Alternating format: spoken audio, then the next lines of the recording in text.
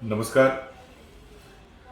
भोजपुरी कलाकार पवन सिंह जी के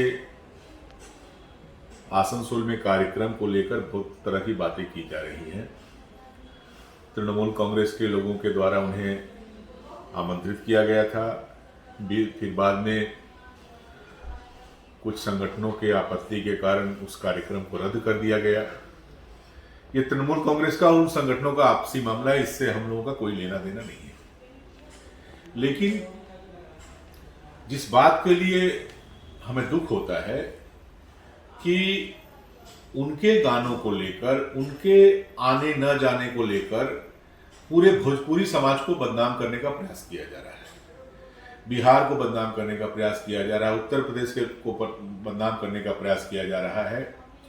ऐसे लोगों से मैं पूछना चाहूंगा या कहना चाहूंगा कि जो लोग अपने गीतों में अश्लीलता लाते हैं, फूहड़पन लाते हैं, उनकी समालोचना आप करें, ये आपका अधिकार है।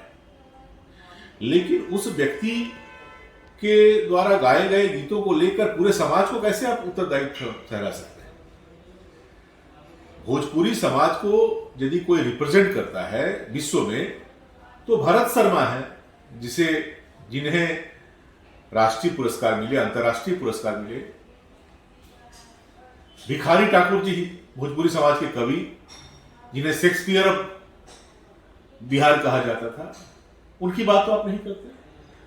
शारदा सिन्हा जी के गीतों की बात तो आप नहीं करते। शारदा सिन्हा जी अपने गीतों में गाती हैं कि बंगाल में जब उनके पति आए हैं तो जब बंगाल से लौटिएगा तो बंगाल का सिंदूर अपने साथ लेते हैं, क्योंकि बंगाल का सिंदूर सुंदर होता है, लाल सिंदूर, जो बिहार, उत्तर प्रदेश, अन्य प्रदेशों में पीला सिंदूर बहुत समय चलता है। लाल सिंदूर से बिहार, उत्तर प्रदेश, भोजपुरी समाज की महिलाएं इतने प्रभावित हैं कि अपने पति से कहती हैं कि जब आइएगा वहां से तो लाल सिंदूर लेकर आइएगा। इसकी चर्चा तो आप नहीं करते। जिन लोगों ने बंगाल के गौरवशाली इतिहास के बारे में अच्छी अच्छी बातें की है, उनकी चर्चा आप क्यों नहीं करते? और यदि भोजपुरी समाज को कोई रिप्रेजेंट करता है तो भरत शर्मा करते हैं, जिन्होंने हावड़ा में नौकरी की, करीब 4000 से ज्यादा गीत गाए। शारदा सिन्हा करती हैं। इन्हें आप हाशिए पर रख देंगे, इनके बारे में चर्चा नहीं करेंगे। और अपने व्यक्तिगत कारणों से यदि कुछ लोग अपने गीतों में फूहड़पन लाते हैं, अश्लीलता लाते हैं, वो भी उन्होंने गाया, लिखा या दूसरे किसी ने लिखा, ये उनका अपना विषय है।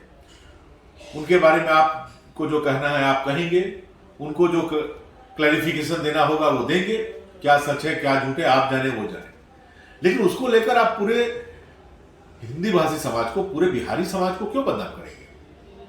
और बंगाल में रहने वाले जो हिंदी भाषी समाज के लोग हैं, जो भोजपुरी समाज के लोग हैं, बिहार के हैं, उत्तर प्रदेश के लोग हैं, उनके साथ बंगाल का एक आत्मीय संपर्क रहा है।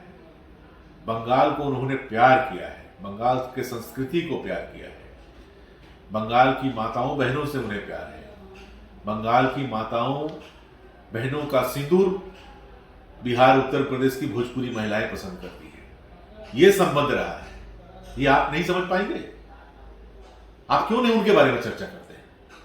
शारदा सिन्हा के गीतों के बारे में क्यों नहीं चर्चा करते हैं? क्योंकि उसमें आपको फूहड़पन नहीं मिलेगा, और जब फूहड़पन नहीं मिलेगा तो आप उस समाज को बदनाम नहीं कर पाइएगा। भरत शर्मा के गीतों के बारे में क्यों नहीं चर्चा करते हैं?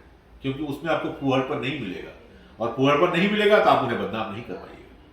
मैं एक बार फिर अनुरोध करता हूं कि भोजपुरी समाज के बारे में यदि कोई धारणा बनानी है, बिहार यूपी के लोगों के बारे में कोई धारणा बनानी है, उनके संगीत के बारे में, उनके लोक संगीत के बारे में, तो भरत शर्मा के गीतों को सुने,